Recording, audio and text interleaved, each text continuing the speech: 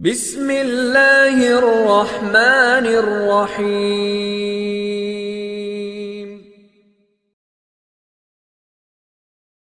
السلام علیکم سامعین ناظرین، میں عمران آپ کا میزبان حاضر ہوں ایک نئی ویڈیو کے ساتھ۔ میں امید کرتا ہوں آپ سب خیریت سے ہوں۔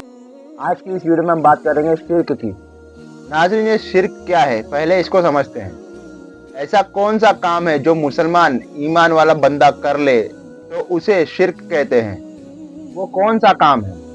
میرے بہت سے مسلمان بھائی بہنوں کو پتا ہوگا کہ شرک کیا ہے، پر جن کو نہیں معلوم ہے ان بھائی اور بہنوں کے لیے میں بتا دیتا ہوں کہ شرک کا مطلب کیا ہوتا ہے۔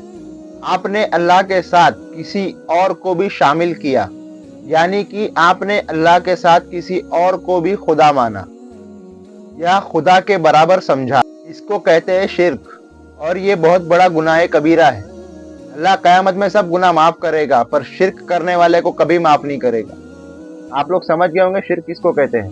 آج کے وقت میں کچھ فرقے کہیے یا کچھ جماعت جن کو دنیا اہل حدیث، وہابی، دیوبندی ان ناموں سے جانتی ہے، یہ وہ لوگ ہیں جو اہل سنت والجماعت پر شرک کرنے کا فتویٰ لگاتے ہیں۔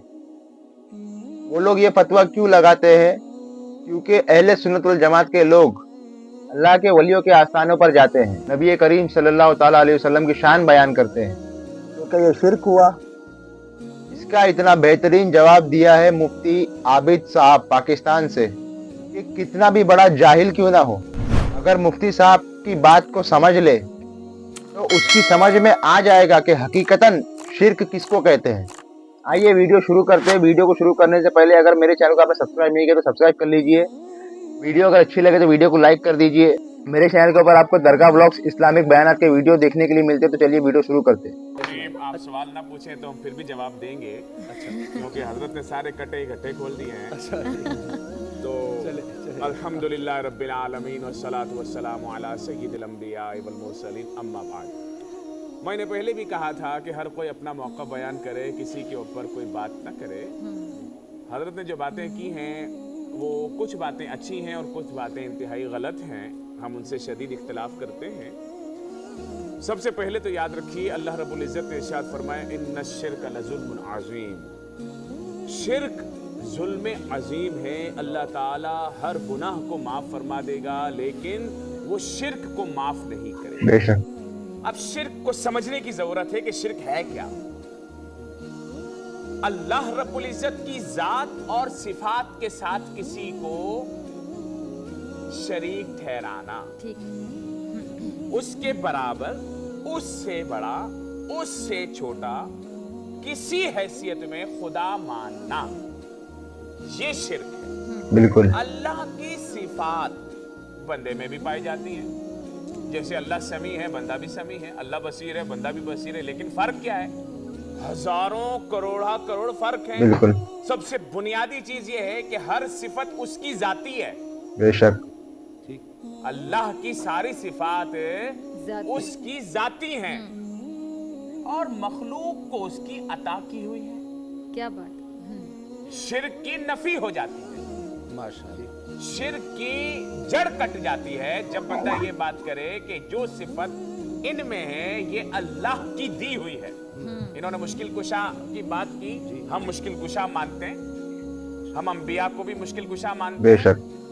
ہم اولیاء اللہ کو بھی مشکل کشا مانتے بے ہیں، شک۔ صحابہ اکرام کو بھی مشکل کشا مانتے ہیں، مولا علی کو بے بھی شک، بے مشکل شک۔ کشا مانتے ہیں۔ یہ شرک نہیں ہے، یہ شرک قطعاً نہیں ہے، کیونکہ ان کو جو طاقت عطا کی گئی ہے وہ عطائی ہے اللہ کی طرف سے، بے شک۔ اور اللہ جو مشکل کو ٹالتا ہے وہ اس کی ذاتی صفت ہے۔ وہ چاہے تو کسی بندے کو ایسی صفت دے کہ دوسرے بندے کی مدد کر سکے، حالانکہ ناصر کون ہے؟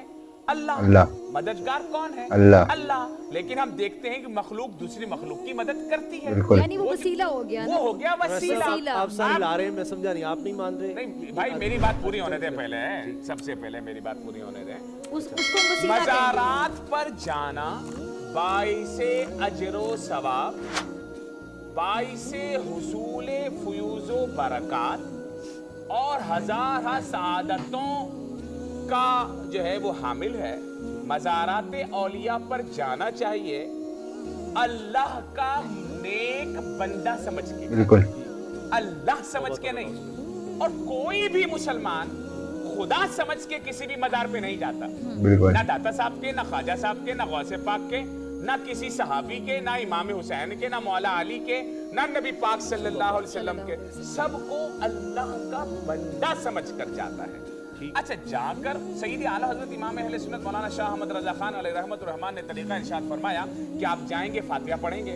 अच्छा, वो कहते हैं कि आप 4 हाथ दूर खड़े हो जाएं और अकीदत और नियाजमंदी के साथ खड़े हो जाएं, हाथ बांध के खड़े हो जाएं और फातिहा पढ़ें, सूरह फातिहा पढ़ें, दीगर सूरतें पढ़ें। उसके बाद उसका सवाब उनकी बारगाह में पेश करें। या अल्लाह, जो मैंने पढ़ा है इसका सवाब तेरे प्यारे हबीब अलैहिस्सलातु वस्सलाम को पेश करता हूँ, उनके वसीले से मैं इनको पेश करता हूँ। या अल्लाह, इनकी बरकतें मुझे भी अता फरमा। बिल्कुल। ठीक है। अच्छा, अब बंदा अगर अहले कब्र से कोई बात करता है, अल्लाह रब्बुल इज्जत ने एक आम आदमी जब कब्रिस्तान से गुजरता है, मुसलमानों के कब्रिस्तान से गुजरता है, तो सलाम करता है, अस्सलाम वालेकुम या अहलल कुबूर।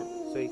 हदीसे पाक में है कि मुर्दे उसके सलाम को सुनते हैं और बिल्कुल उसको सुनते हैं। जवाब भी देते हैं। तभी तो सलाम किया जा रहा है, वो जब सुनते हैं आप तो एक किया जा रहा है ना। आदमी को सलाम करें और वो उसका जवाब दे, तो आप औलिया-उल्लाह के मजार पे जाएं, सहाबा इकराम के मजार पे जाएं, अहले बैत अतहार के मजार पे क्या जाएं, बात है। अंबिया के मजार पे जाएं, सलाम पेश करें, वो ना सुने, कैसे हो सकता है? फिर आप अपनी अर्जी पेश करते ठीक हैं। है। अर्जी खुदा समझ के नहीं, अच्छा, खुदा का बंदा समझ के। बिल्कुल। उनको अल्लाह का के दरमियान वसीला बनाते हैं।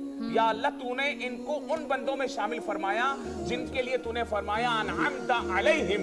या अल्लाह, तूने इन पे इनाम फरमाया है, अपने इनाम वाले बंदों के इनाम में से हमको भी नवाज दे।